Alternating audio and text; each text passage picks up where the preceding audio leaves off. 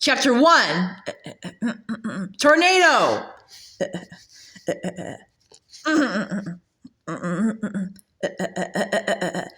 Hit your rug harder, Anna called to Kirsten. Look, I can make more dust fly than you can. It makes me sneeze, Kirsten said, but she liked smacking the rag carpets that Mama and Aunt Inger had draped over the line. She grinned as she slapped the dirt out with a small branch from the maple tree.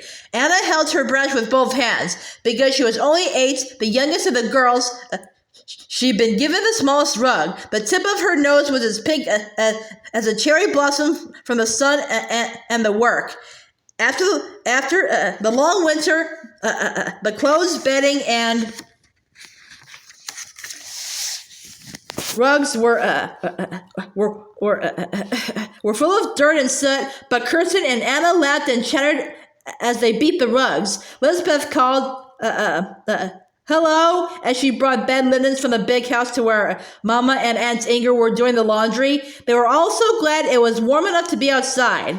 The Larsons' first winter in America had been bitterly cold, but at last the deep snows of Minnesota melted. Now May Green, the farm Kirsten's family shared with Uncle Olaf and Aunt Inger. Papa, Lars, and Uncle Olaf were working the fields so they could plant wheat and corn. As soon as the seed was in the ground, the men would raise a new barn. That would be wonderful, Kirsten thought. A big new barn and a barn-raising party. But first, there was so much work to be done.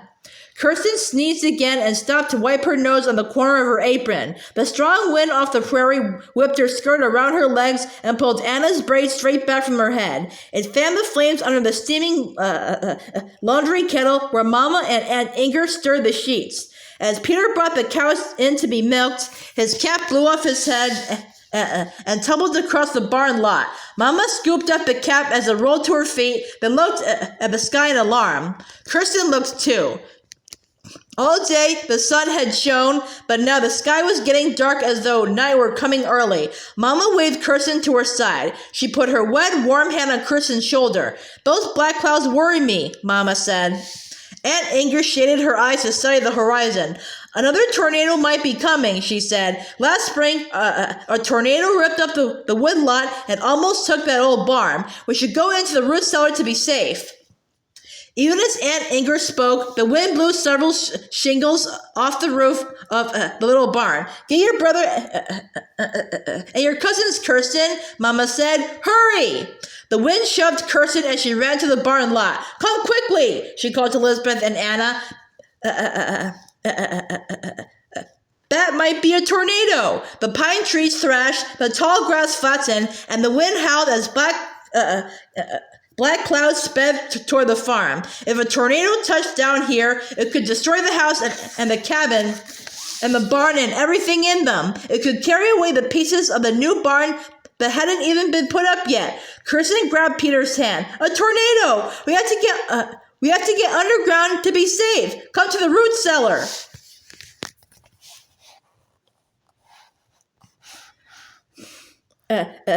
Get your brother and your cousins, Kirsten, Mama said. Another tornado might be coming. No one had to be told twice to hide from a tornado. Peter picked up the gray cat, Missy, and ran after Kirsten. Mama was already at the back of the big house, opening the door to the root cellar. Anna and Elizabeth scrambled in like prairie dogs into a burrow. Aunt Inger came with a lantern and the family Bible in her arms. Right behind her ran Miss Winston, the school teacher who was staying with the Larsons. She held the quilt over her head and shoulders like a cloak. Peter skidded into the root cellar with Kirsten right behind him. The Mama and Miss Winston crowded in, and Aunt Inger dragged the door shut behind her and bolted it tightly. Where are Lars and Papa and Uncle Olaf? Kirsten asked. They're helping at the Peterson farm today, but don't worry. The men will lie down in a ditch if they see a funnel cloud coming, Aunt Inger said. Here, turn over a bucket and sit down. She lit the lantern and set it by her feet. Everyone huddled together, shoulder to shoulder, in the little room dug out of the earth under the house. Last fall, the root cellar had been packed full of potatoes, turnips, carrots, beets, and apples. During the winter, the families had eaten almost all the vegetables. Now there were only a few wrinkled apples left. Aunt Inger picked them up and handed them around. These will have to be our lunch, she said. We can't go out until the danger is past. Aunt Inger held the family Bible in her lap. It was the most important thing the Larsons owned. Every night, Uncle Olaf or Papa read from it. In the front of the Bible, the names and important dates for everyone in the whole family were written. Kirsten liked to read her own birthday there. Kirsten Larson, born June 8th, 1845, Rid, Sweden. In a month, she would be 10 years old.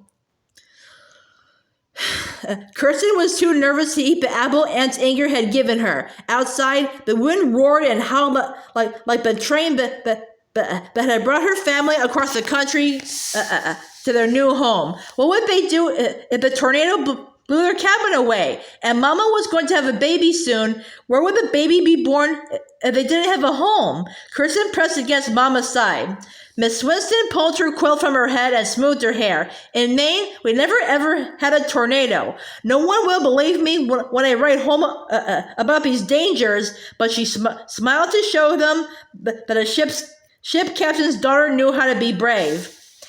Anna touched the corner of Miss Winston's quilt. Couldn't you find your cloak? She asked. Anna was never too scared to be curious. I never thought about my cloak. I just knew I had to save my quilt, so I took it and ran. Miss Winston sat up straight like a lady and smoothed the quilt in her lap. Every time I look at my quilt, it's like getting a letter from home. You were right to save it, Aunt Inger said. It's beautiful. Kirsten had often seen the brightly colored quilt on Miss Winston's bed, but she never looked at it closely. Now she leaned forward to study it. It was white and covered with designs that looked like wreaths of flowers. Each design was made from small pieces of fabric. The whole quilt was sewn with tiny, perfect stitches, the kind of stitches Mama was teaching Kirsten to make. It must have taken a long time to sew, Lisbeth said. She was 12, and her sewing was already like a grown woman's. Anna shuddered when the wind huffed at the door. Did you make your quilt, Miss Winston? She asked in a small voice. Oh, no. Shall I tell you how this quilt was made? Miss Winston said. Anna nudged Kirsten's foot with hers because Miss Winston never missed a chance to teach a lesson. Yes, please, Anna said. It didn't take a long time to sew, Miss Winston said proudly. My mother and my aunts and cousins and my sister made this quilt for me. They gave it to me to remember them by when I left home. She pointed to the flower designs in the quilt. The pink cloth in the center of this flower is from my sister's old apron. The cloth in this green leaf is from a dress of my mother's. The yellow cloth for the flower petals came from a dress I wore as a baby. It was hard for Kirsten to imagine Miss Winston as a baby, but she liked the quilt's lively colors. They made her think of the wildflowers in the meadow. Everyone who helped make this quilt signed her name to it, Miss Winston said. It's a friendship quilt. Her eyes had a faraway look, as though she were gazing at her friends and family back in Maine instead of the dirt walls of the damp root cellar. Do you think you could teach us to sew a quilt? Kirsten asked. Whenever she admired something, she wanted to do it herself. Yes, could you? Lisbeth echoed. Miss Winston raised her eyebrows. Haven't I taught you sums and reading and recitation and penmanship? Of course I can teach you to make a quilt. A big one like mine would be difficult, but you could each make a small square. I'll have some white muslin. I have some white muslin in my trunk. I'll cut 3 pieces for the background. Anna nudged Kirsten's foot again as the girls looked at each other excitedly. But what can we use for making the designs? Kirsten asked. You'll need only small bits of cloth for that, Miss Winston said. Just scraps will do. We can use my worn-out kerchief, Anna said, and scraps from the rag bag, Lisbeth added. My apron can't be patched anymore. We could cut it up for scraps, Kirsten said. Mama put her hand on Kirsten's knee. You don't have time for fancy sewing, she said. Remember, I'll need all your help to make clothes for the baby. She patted her big belly to remind Kirsten that it wouldn't be long now until they'd need the baby things. Kirsten sighed. It was tiresome to hem shirts and diapers the baby Mama was expecting. Why did a baby need so many diapers? Surely 3 or 4 would be enough. But quilting trains the hand and eye, Miss Winston said sternly, as though Mama were one of her pupils too. And a quilt so practical. Mine is wonderfully warm. Mama looked doubtful. Quilting was something new to her. The Swedish women wove their blankets and bed coverings on looms. Maybe Lisbeth and I could learn and teach you when you have time, Kirsten, Anna said. I bet you'll still be able to sew just before bedtime, Lisbeth said, and at school we can sew during recess. I know that other girls would like to do it too. Sewing at recess, what a good idea, Miss Winston said. After you walk about and take deep breaths, I'm sure there will be a little time left for sewing. Where there's a will, there's always a way. She wrapped her quilt around her shoulders again. The gray cat jumped from Peter's lap and curled around Kirsten's ankles. Missy was going to have kittens soon and didn't like to be fussed over now.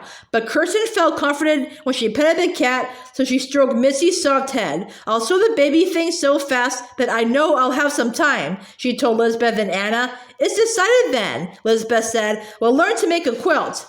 Who knows what these girls will learn next, Aunt Inger said to Mama. Then she cocked her head. While they'd been talking, the wind had died down. I think it might be safe to go out now, she said. Let's look. She lifted the heavy bolts. The small door swung open onto a patch of sky as blue as one of the pieces in Miss Winston's quilt. All the rugs and covers had blown off the lines, and a few shingles had blown off the rooftops. Broken branches littered the barn lot, but both houses and the old barn stood safe in the clearing among the pines.